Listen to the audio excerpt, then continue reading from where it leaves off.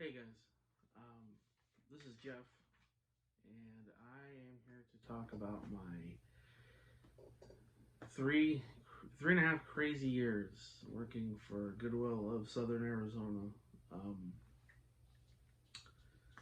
and I'll probably talk about how they fired me, but the main thing with this video is it's like I don't want people to like go and you know call and complain and this and that. Like my the goal of this video is not for me to like try to destroy the company. I just want the Tucson residents to know what goes on there, because a lot of them don't know what really happens with some of this stuff, and what the work ethic is for them. Um, they do some good things, but a lot of these things people are probably going to be surprised about. So, like I said, this is just more of an informational video. Like I said, there's no need to go in with your pitchforks and axes, and you know, um, I would say, if this stuff bothers you, your best vote is just don't shop or don't donate there anymore. Um, you know, I'll explain more later, but like donate to like uh, Casas de los Niños or some other local Tucson thrift store that's a local, not one like Goodwill or probably Salvation Army too. I'm sure they do the same thing. Um, so first, what I'm gonna do, and I'm legally blind by the way, so you'll see me looking a little closer at this. So, um, so the first thing is Goodwill. So, for instance, the Goodwill in Tucson is not owned or runs the same as the one in Phoenix, or is not run by the same one. It's not run the same as in Texas or California. So what it is they're like franchised out. So people are owners of these Goodwills. So like mine, the one that I worked at was called Goodwill of Southern Arizona. So that covered the southern part of Arizona, and then there's the Goodwill of Northern Arizona, which was Phoenix, Mesa, Glendale, and there's other ones too. So like when you see Goodwill, that's usually just the international company. But if you see Goodwill of whatever, like North Dakota or something, that's franchise. So that's owned by somebody.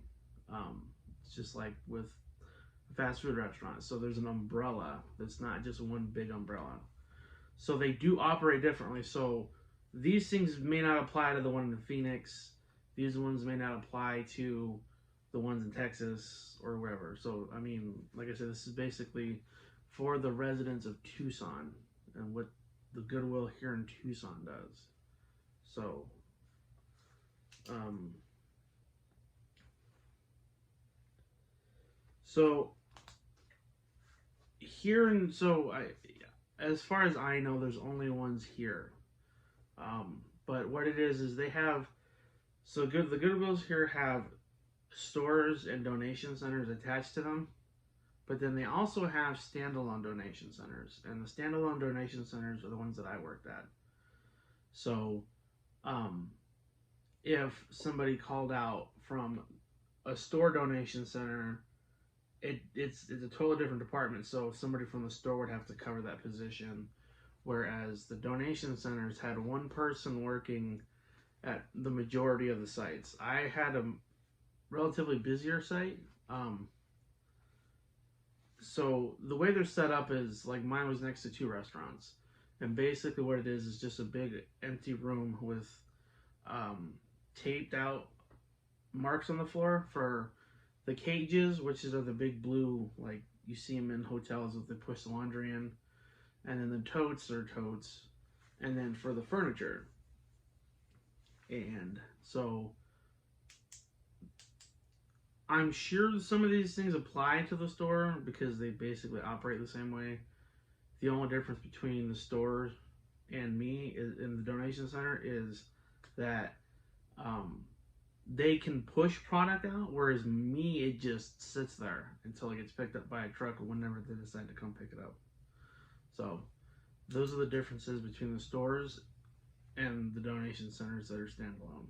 So, um, I guess there are some good things. So I'll mention the good things. I mean, there's not as many as bad things, but it's still worth noting. I mean, everyone has to start somewhere. I mean, I'm in a better job now, but you know, for someone who's needing to start off with a job or whatever, it's it's okay. It's they do offer you 40 hours a week. It's like guaranteed 40 hours. You do get vision, vision, dental, health, and healthcare after I believe it was 3 months. And you have the option of it taking a percentage of your paycheck every month, or just paying it full out of your own pocket, or whatever. You also have what's called a 403b, which isn't as good as a 401k, but it's still better than nothing. And what they'll do is you can do a percentage, and I think it's up to 3% that they'll match, but you could do up to, like, I think it was 15% of your check or something. But they'll offer up to 3%, so even if you picked that 15, they'll still offer you the 3%, putting, matching toward your 403b. They did let me take mine with me. I ended up getting a 401k, so I just transferred all that over. But that's really it, really, for like the good stuff. I mean, they have these programs for the youth and the like people getting out of prison and whatnot, and it's good. I'm not it's not bad, but I'll explain some things later on where it's kind of like their employees aren't on the same level as these people that are in need of a job, or need help with education, and they'll pay for your education, some of it. They'll put they have like grants and stuff. And so this whole video is not just going to be a shit video. I mean, I'm not going to just wipe the floor with them, but there are some good things, and you can go to their website and look it up, but yeah, I mean, it's not bad. So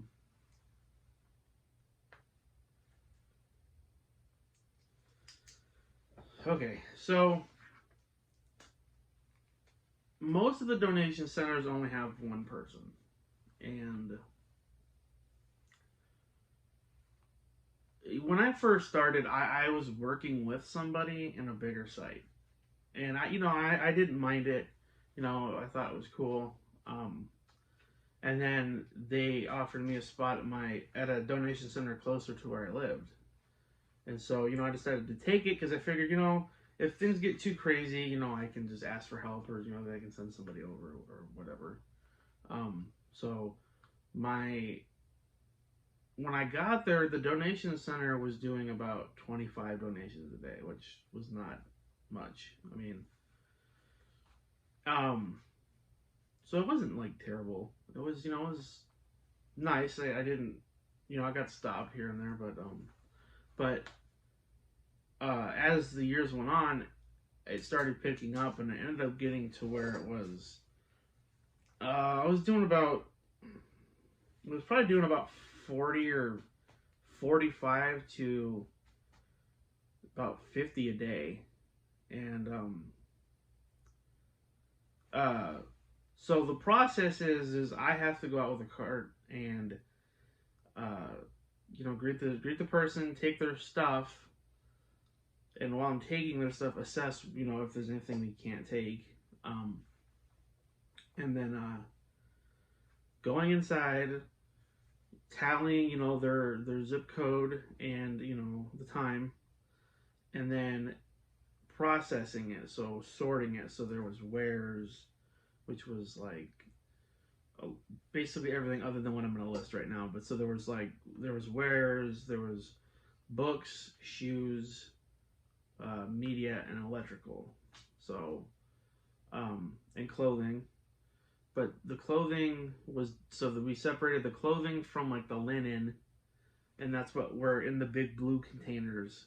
Um, and so after a while, it started getting really crazy because I have to process it, and then once the totes are full and the stuff is full, I have to push it to where the full ones are, and then pull another one while still trying to process and um, take donations. There's times where you had 4 or 5 people show up at once, and you only have one cart. And I'll be honest, a lot of people are very impatient, and they just want to give you their crap and leave. But so I'm not really one to complain. Like, after a while, it was very overwhelming, and I had thought maybe, well, okay, I'm doing, 60 almost 60 donations a day. They'll have somebody else here with me, and I'm there for 8 hours a day. That way I can actually get stuff done. Because the thing is we're not supposed to have stuff all over the place, like unprocessed. It's supposed to be all processed, but when you're taking a donation every like 2.5 minutes, and if they're carloads, like nothing is ever going to get done. And then you have to make sure the floor's clean and like all this other stuff. So it's like it was not really, toward the end, it just really wasn't humanly possible for one person. I had asked several times if I'd get somebody over there, and they would, the only time they would ever help, bring somebody over is if I was buried up to my neck. And even then, like the managers would come. The managers would stop in like every other day or something, because I was there for 5 straight days. But like they would just like some of the managers at the beginning were cool. Like they would help you. I would use names, but I don't think it'll be fair to use the names that were good and not use the names that were bad. So, but they were good. They would help you. They could tell you were a little behind, but after about a year and 8 months of me being there, they kind of would just like poke their head in, tell you need to move faster or whatever, and then leave. So it was I guess it was a little more of a challenge for me because I'm legally blind, but at the same time, like I don't try to like let that be that, like I don't try to let that define me. Like I'm not gonna be like, oh well, I'm legally blind, poor pitiful me. But I thought I did pretty good for someone who is legally blind and who shouldn't be working. And I never had customers really complain, other than when I wouldn't take their nasty mattresses. But for the most part, I developed a lot of good relationships with these people. A lot of them I saw 3 or 4 times a week or every day. I mean, and a lot of them I saw were the parents of kids I grew up with, because it was next to my old neighborhood, and so I would see them from time to time, and it was it was cool. Like it was hard to stop and talk to people because I knew I had so much work to get to, and when I would always ask for this help, they would never, they never gave me an answer. It was kind of like, oh, just do what you can. But when there's a mountain of stuff that's not processed, and then they want to know why, it's, well, so it was a very high stress job when it really shouldn't have been. And if you go to like a donation center today and they look, if they look overwhelmed, just thank them, and because it's the management sure as shit doesn't do it. So that's that. So that's why a lot of the time you'll see these donation centers that there's just stuff everywhere because there's only one person, and there's only so much they can do when they're getting 2 or 3 donations a minute. Like some of the other places, it's some of the other busier ones, it's just there's just no humanly way to keep up with all of it. So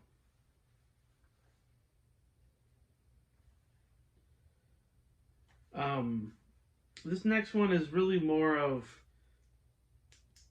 my friends that I've worked with experienced it. I had a couple people who would, they got harassed by the managers a little bit more than me. Um, and I don't know if, it was just because they just didn't have a good relationship with the manager or, whatever. But it just seemed like they got picked on more.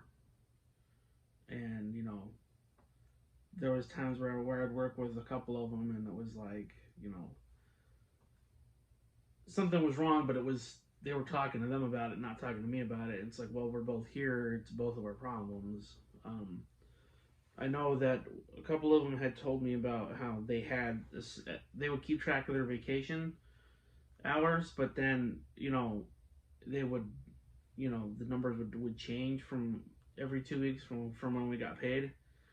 And when they were confronted about it, they were like, "Oh, well, we'll change it." But if it was like one person it happened to all the time. It was like every month their numbers would fluctuate, and it's like, well, if why you're gonna fix it, but why does it keep happening? Like, so some of the management team is not really management is what it. Some of the management people aren't what management should be. So, um,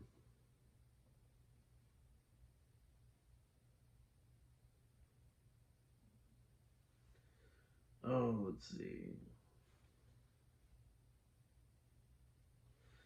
Um,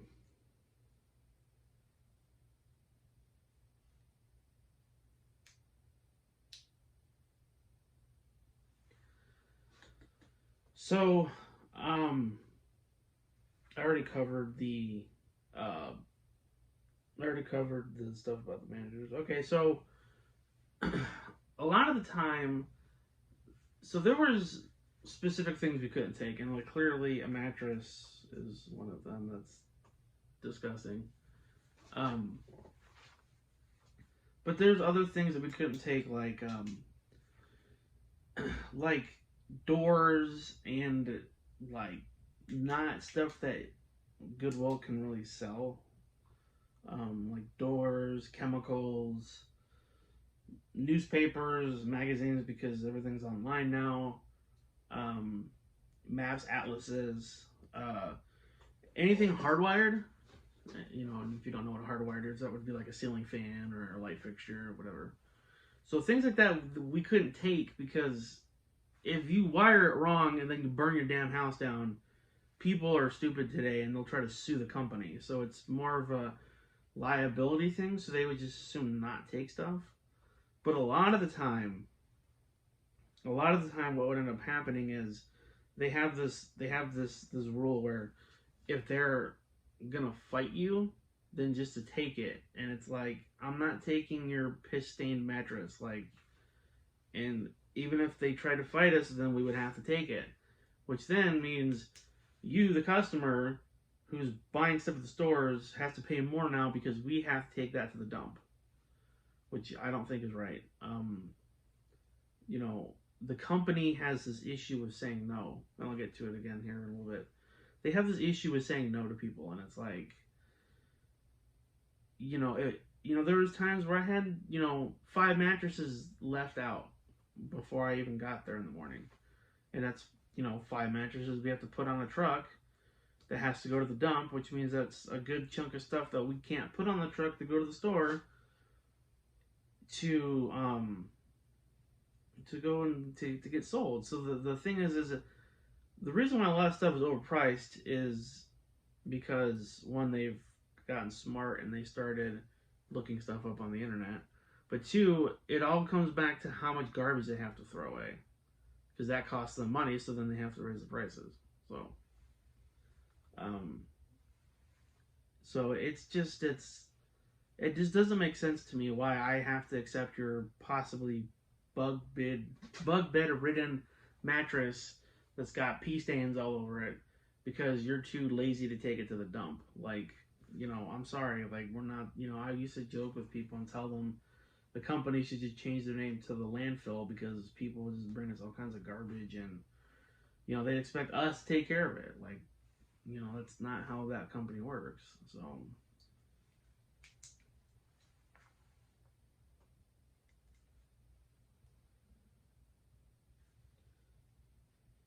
So, um, this next part, I'll show you some pictures that I had taken and that I had a friend take. Um, so, like I said, when we take donations, you know, you're taking 50 to 60 donations a day, but that's just how many people brought stuff. You know, this you could get 60 carloads, you know, and just you know you'll never get through it all. There's just no way. And the problem with that is when you start running out of room. Let's see.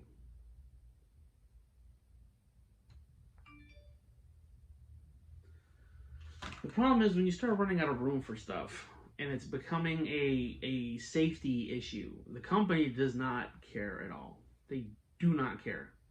Um, the thing is they have this thing where we they tell you, like, one of the first things they tell you is you cannot turn people away, like, regardless.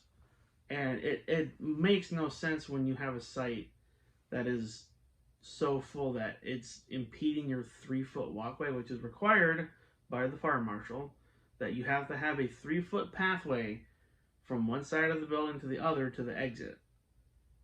So, like I said, when they tape off the floor, there's, you know, the floor's taped off where you have your 3 feet and then where your things are supposed to go. Well, when you have so much stuff that it's spilling into the alleyway, and, you know, I'm not trying to use my vision as an excuse, but someone like me who's legally blind that has stuff in the walkway, you know, if I'm trying to carry a heavy box, I can't see what's below me because there shouldn't be anything there. You know, I've fallen and tripped several times, and, you know, it's just like, you know, they just don't care. And so no matter how full these sites are, it does not matter. You cannot turn people away. You can't tell them you're full. You can't tell them, you know, to go to another center or whatever. Like, you have to take their donations. Like, you have to. And it's a safety hazard. And how OSHA never got involved, as far as I know, will blow my mind. But I'll show you some pictures here of just how crazy some of this stuff can get. So these are melons. This is what we put some of the stuff in at some of the bigger sites. But you can see there's just stuff piled all on top of that. And, you know, like, the trash builds up.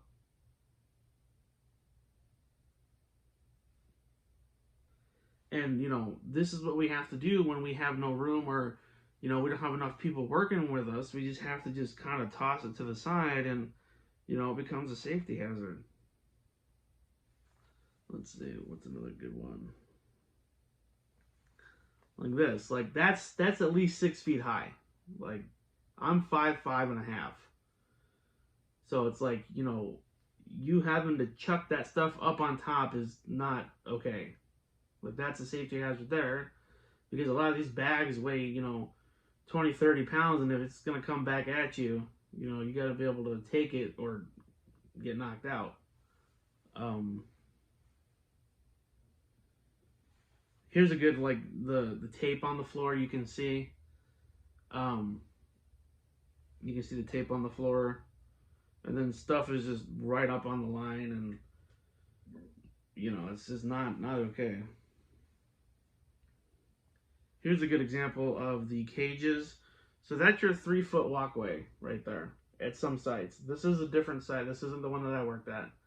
This is one of the smaller sites, but that's a 3-foot pathway. Usually at that site, that pathway is non-existent because they get so many donations. So there's usually, and that door that's open in the back, that's your exit. That's your emergency exit. So, you know, if there was a fire at some of these places, you're screwed.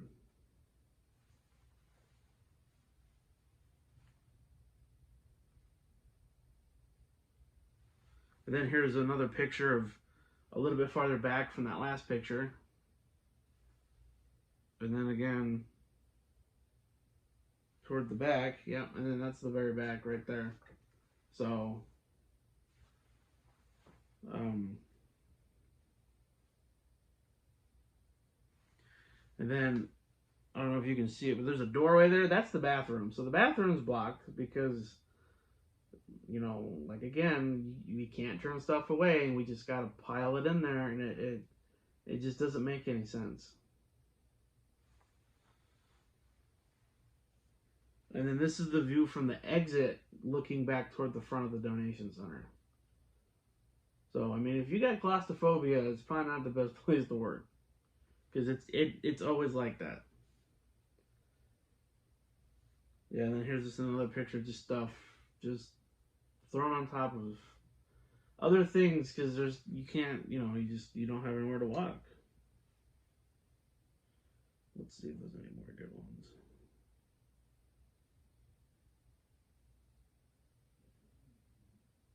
That's it. And then I have some videos too. I have some crazy videos that if you guys want to see, I'll post them on this channel. Because, I mean, it's, I have videos of it stacked up 4 feet and it's blocking the front door. Like, I had to take donations through the back because the door was blocked. And it's crazy that, when you call and you say, hey, I have so much stuff that I don't know where to put it, they just tell you to deal with it and still take donations. Like, they won't let you close. They won't, send a truck. They won't. It just doesn't make sense. They just don't care. It blows my mind, especially because they knew I was legally blind. And I was like, hey, I'm tripping over shit. I can't, I have no walkway. And then they just say, well, it is what it is. That was their famous line. It is what it is. Just do what you can. But, if it's going to risk my safety, like, I don't want to be there. Like, And I told them that a few times, and their only offer to me was, well, we can send you to another site. Well, that doesn't help me because the other sites are just like my site. So what? You're not helping me. Like, it doesn't make any sense. That kind of brings me up to my next point of, they're greedy. Like, the reason why they don't want you to turn away people is because they don't want them going somewhere else. And I don't get it. It doesn't make any sense to me. So when you have this site that's so full that you can't even walk around in it, but you still want your employee to take donations, even though it's an unsafe working environment. So your competition in the local, not in bigger like Salvation Army and the other bigger ones, but your local thrift stores can't have any of these donations. There's been times where people pulled up and they just see the mountain of the mountain of stuff in the building, and then they're like, well, why are you guys still accepting when you're so full? And it's like, I don't know what to tell them. They won't, we can't stop accepting. And then they go and take it to Casas de los Niños or some other local thrift store because, it doesn't look good on them. It doesn't make any sense. And there's 22 sites. Can you imagine 22 sites looking like that? And then you have the stores taking stuff too. So they have so much stuff. They could literally close their donation centers for a year or two and still have stuff because they still have a whole warehouse that has like 3 years of backlog because they can't sell what they have first. And I don't get it. It's just greed, and it's insane. The greed this company has it's sad. And it's, another point is, if a homeless person came to me and said that they needed a pair of socks or a shirt to stay warm for the night in the winter, if I gave them a piece of clothing, which they had billions of pieces of clothing, I could lose my job. Actually, I probably would lose my job. And it doesn't make sense. It's like, there's this person in need, and if I give them a t-shirt that you would sell for $2, you're going to fire me over a $2 shirt because this homeless person was going to freeze at night. Like, it's disturbing. It doesn't make any sense to me. And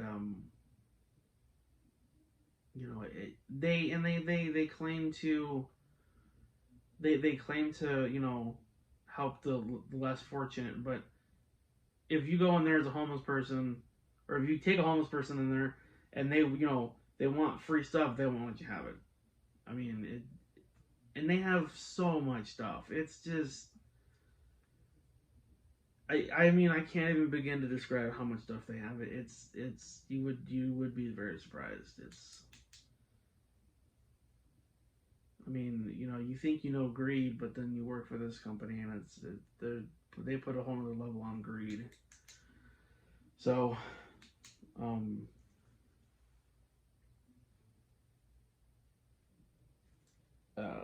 so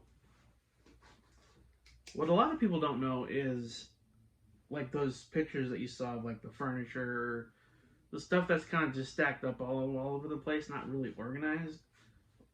Sometimes what they'll do, especially during our busy season, which is December through like April or March, what they'll do is they'll just send these box trucks. I don't know how long they're. I think they're like 25 feet or something. And what they'll do is they'll just shovel this stuff into a truck and take it to the landfill.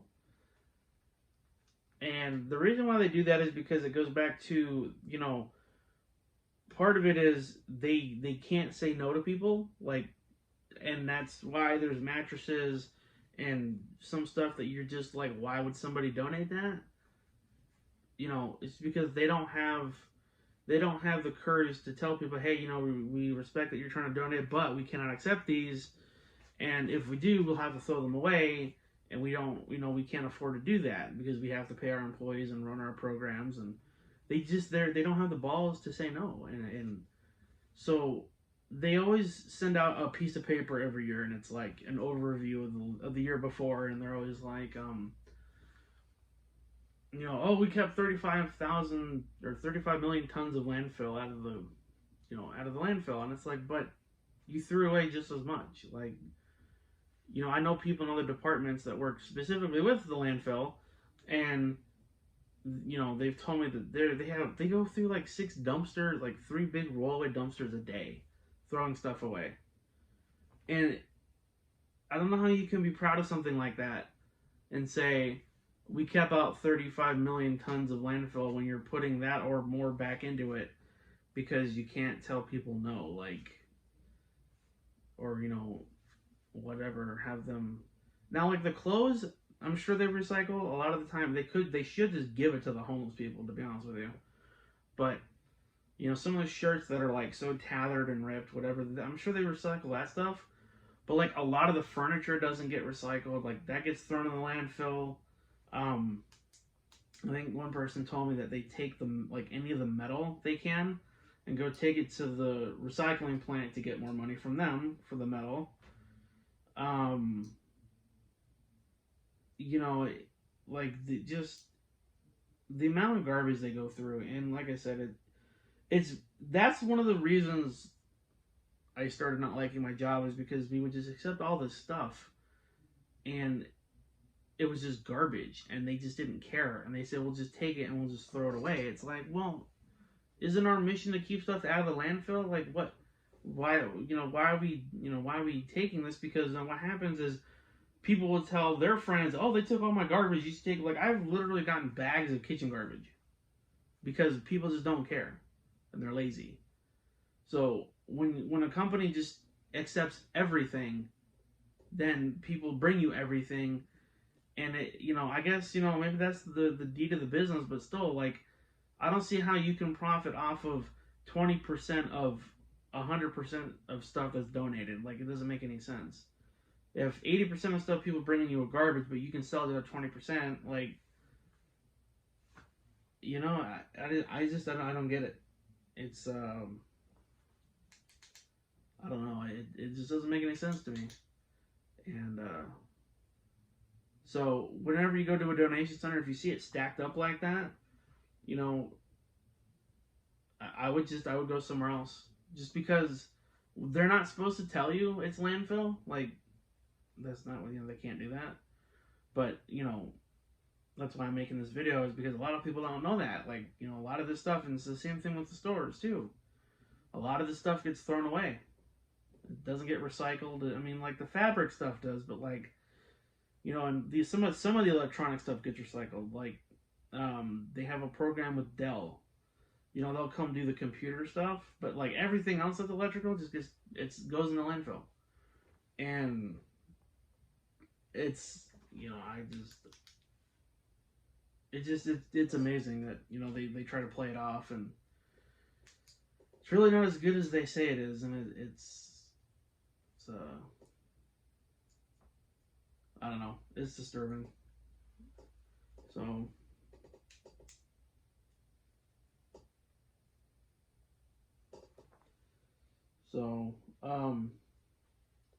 now we'll get to we're almost done with this video. So about a year and a half into working for the company, they started pushing people out, which, and I know that happens, and, when they rotate people or bring new people in, that's what happens. But, so they started pushing me a little bit. One of the things was, they were like, what are you doing all day? Why is there stuff unprocessed? And it's I would tell them, well, I'm only one person. There's only so much I can do. I'm doing my best. And it, that's just not what they wanted to hear. So, they would really push about me getting stuff done, and I get it. Like, that happens. That's what happens. So they would slowly kind of push more here and there, and then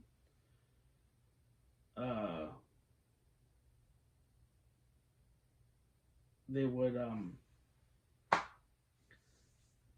would just do things like, kind of, I don't know if it really harassed me, but it was more like bugging me about, like, really getting me on, like, doing certain things, like making sure the floor is swept, and like, well, when I have 75 donations and I've nonstop, I haven't eaten lunch, I've only peed once, like, you know what I mean? Like, you're worried about the floor being swept, really? Like, it just didn't make any sense. And then, so, come March of this year, right before the COVID stuff happened, I got fired because I stole my own video. So my father lives down the street from the donation center that I worked at, and I always let him borrow the new videos that come out. And one of them was he hadn't seen The Joker yet, and I bought it a couple weeks before, and so he came by and picked it up one day before I opened, and I just told him, yeah, just bring it back whenever, and so they when he brought it back to me a couple of days later, so they don't have cameras in there usually, and when they do have cameras, they're not positioned the right way, and there's no cameras outside. So basically what they saw was, they saw me go outside with nothing and come back in with a movie and go straight to my backpack that has my walking cane and my flashlight and stuff, and they saw me put it in there, and then they tried to confront about me later that day, and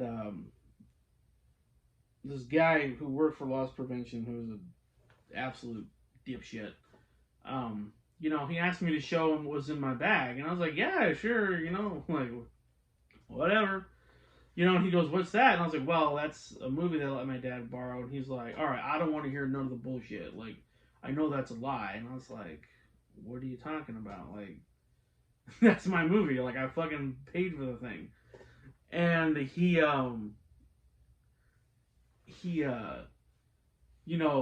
like, I get loss prevention. They're supposed to be threatening and this and that. And it's like, I've given my life, my 3.5 years of this company. Like, I would have thought that they would have treated me with a little more respect. And so basically, he was like, well, you know, you need to tell me the truth. It's like, well, I'm telling you the truth. Like, and he wouldn't let me finish. Like, I told him, like, I can pull up the receipt on my phone and show you. And I couldn't even say that because he kept cutting me off. And he's just like, and this is a $20 movie. And he's acting like I stole a damn $400 ring or something. And I'm just like, whatever, dude. And so he's like, well, if you're not going to tell me the truth, I'm just going to call the Pima County Sheriff. And I was like, well, like, my thing is, without trying to get, like, all political and crazy shit here, I don't want to go to court for a $20 movie and spend $200 and some odd dollars or more to get my $20 movie back. Like, that's stupid. The court system's fucked up as it is. Like, why am I going to waste a judge's time on a $20 movie? Why are they wasting their time on a 20? Like, it doesn't make any sense to me. So, basically, what it boiled down to is I had to sign a piece of paper agreeing to stealing my own movie, which I have the receipt for. And then they suspended me that day, and then they fired me the next day because I stole my own movie, which shows you their level of greed. It's insane. It's insane that they would treat someone who's given 3.5 years of their life 5 days a week for 40 hours, and you know that's how they treated me. But like I said, they were trying to push me out. That was their final way to get me out. You know, they really didn't have much leverage on other things. You know, and I know, you know, some of you will say, well, you should have, why did you admit to it? You should have just went to jail and blah, but it's like, I didn't have the money for it. I was in the middle of buying a house. Like, I just didn't see the point in fighting over a $20 movie. Like, it was just so stupid. You know, I hope someone stole that movie. I really do. I really hope someone stole that movie from him. Because it's like I said, it all comes down to greed with them. And money is, you know, money makes people greedy, and that's what, you know, that's what they want. And, you know, and I was a very loyal employee. You know, I very rarely called out. I very rarely took vacations. I took maybe one vacation. I took 2 separate vacations each year, one at the beginning, one at the end, you know, but it wasn't like I was always calling out. You know, I was always on time. I was never late. You know, I went above and beyond for them when I didn't have to. It was just not, it sucked. But, I guess, you know, live and learn. I know better now. I guess now I'm better off going to jail for a $20 movie and wasting a judge's time and going through all this crap for a movie. But yeah, I don't know. That was my work experience. It was, I mean, I started liking it in the beginning, and then kind of as the months went on and the years went on, I kind of started slowly seeing what they were really about, and it was a real eye-opener. And, you know, I was very surprised at how many people didn't know about the things that went on with the company, so that's why I decided to make this video, because I think, you know, the residents of Tucson should know. You know, I think that they should go, their donations should go to a better place. You know, like a local mom and pop thrift shop, or just take, if you have clothes that you don't want, honest to God, just take them to a church or to a homeless shelter. Or even the guy holding the sign on the corner. You know, he may not need that jacket now when it's 110 out, but he's going to need it when he's sleeping under a bridge in the winter.